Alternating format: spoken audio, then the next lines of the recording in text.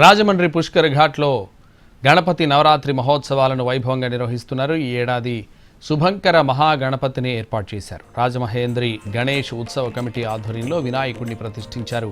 సర్వకార్యసిద్ధి సకల శుభాలు కలిగించే శుభంకర మహాగణపతిని భక్తులు దర్శించుకుంటున్నారు. నూలు పోగులతో ప్రతిష్ఠించిన ఈ విగ్రహ నూలు పోగులను చివరి రోజున ప్రసాదంగా భక్తులకు అందిస్తారు. మరిన్ని వివరాలు మా ప్రతినిధి శ్రీనివాస్ అందిస్తారు. రాజమండ్రి పుష్కర్ ఘాట్లోని గణపతి నవరాత్రి మహోత్సవాలను అత్యంత వైభవంగా నిర్వహించడం జరుగుతున్నది. ఇక్కడ చూస్తున్నాం శుభంకర మహాగణపతి అవతారంలో స్వామివారిని ఏర్పాటు చేయడం జరిగింది. భక్తులు వేలాది మంది ఇక్కడికి విచ్చేసి స్వామివారిని దర్శించుకోవడం జరుగుతున్నది. అయితే ఇక్కడ ఈసారి అంటే 15 ఏళ్ల నుంచి కూడా ఒక్కొక్క అవతారంలో గణపతిని ఇక్కడ నిలబెట్టడం జరుగుతుంది. అదేవిధంగా ఈసారి శుభంకర మహాగణపతి అని చెప్పేసి ఈ స్వామివారిని ఇక్కడ నూలు పోగులతో తయారు చేసి ఇక్కడ నిలబెట్టడం జరిగింది. అయితే దీని విశిష్టత ఏంటి అనేది ఇక్కడ అడిగి తెలుసుకుందాం. అర్చకులు ఉన్నారు. సార్, ఏంటి ఈసారి అవతారం ఏంటి? శ్రీ మహాగణాధిపతయే నమః, శ్రీ గురుభ్యో నమః, హరి ఓం. అందరికీ కూడా లోక కళ్యాణాన్ని కాంక్షిస్తూ ప్రతి ఒక్కరికి కూడా వినాయక చవితి శుభాకాంక్షలండి. జక్కంపూడి రామ్మోహన్ రావు గారి యొక్క ఆశీస్సులతో జక్కంపూడి వారి ఆధ్వర్యంలో రాజమహేంద్రవనం గణేష్ ఉత్సవ కమిటీ వారి ఆధ్వర్యంలో గత 16 సంవత్సరాలుగా విభిన్న రీతుల్లో ఈ యొక్క నవరాత్రి ఉత్సవాల్ని నిర్వహిస్తూ వస్తున్నారన్నమాటండి. ప్రతి సంవత్సరం కూడా ఒక్కొక్క విధంగా ఒక్కొక్క రూపంతో చేస్తూ వస్తున్నారు. అంటే పర్యావరణ హితంగా ఇక్కడ చేసే విగ్రహాన్ని ప్రతిదీ కూడా నీటిలో కలపకుండా దాన్ని ప్రసాదంగా భక్తులకి పంచడం జరుగుతూ వస్తుంది. అలాగే ఈ సంవత్సరం పసుపు తాళ్లతో అంటే ముద్గల పురాణం ఆధారంగా గణపతి స్త్రీ రూపంలో ఉన్నటువంటి వైనాయకి అష్టమాతృగా తత్వంలో కూడా ఈ రూపాన్ని కొలుస్తూ ఉంటారు గానపత్యంలో. అది కూడా అందుకని శుభంకర గణపతిగా పసుపు తాళ్లతో ఈ యొక్క గణపతి రూపాన్ని తీర్చిదిద్దడం జరిగిందన్నమాటండి.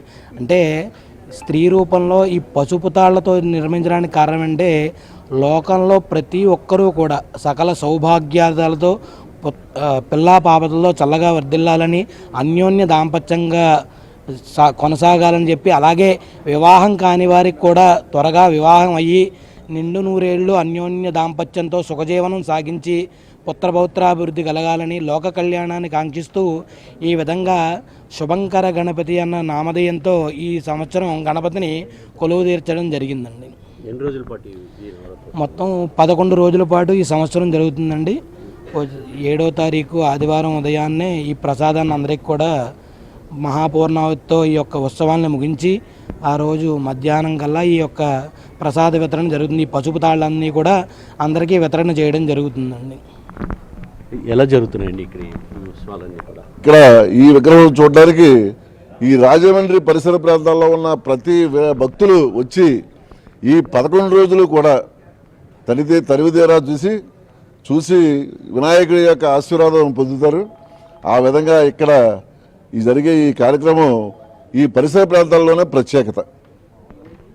ఇక్కడ శుభంకర మహాగణపతి అని చెప్పేసి ఇది ఒక ప్రత్యేకం. ఇక్కడ ఈ 15 ఏళ్ళ నుంచి కూడా ఇక్కడ చేస్తున్న ఉత్సవాలను చూసినట్లయితే ఇక్కడ ప్రతిసారి కూడా అంటే పర్యావరణానికి ఎటువంటి ఆటంకం కలగకుండా ఉండే విధంగా ఇక్కడ విగ్రహాలను అనేది ఏర్పాటు చేయడం జరుగుతుంది. అంటే ఎక్కడైనా మట్టితో కానీ తయారు చేసి కొంతమంది చేస్తారు, కొంతమంది ఫ్యాషన్ బ్యాలెన్స్తో చేస్తారు. కానీ ఇక్కడ అదివడ్డం ఏం కాకుండా కేవలం పర్యావరణహితమైనది. దాంతో పాటు ఇక్కడ ఏ విధంగా గణపతిని తయారు చేస్తారో ఆ గణపతిని నిమజ్జనం అనేది ఇక్కడ చేయకుండా ఆ నిమజ్జనం రోజున ఈ గణపతి యొక్క ఏదైతే దీంతోటైతే తయారు చేస్తారో వాటిని భక్తులకు ఇక్కడ ప్రసాదంగా అందించడం అనేది జరుగుతుంది. అయితే ఈసారి చూసినట్లయితే 99,000 నూలు పోగులతోటి ఇక్కడ ఈ స్వామివారికి సంబంధించి ఈ పూజా కార్యక్రమాలు అనేది ఇక్కడ స్వామివారిని తయారు చేయడం జరిగింది.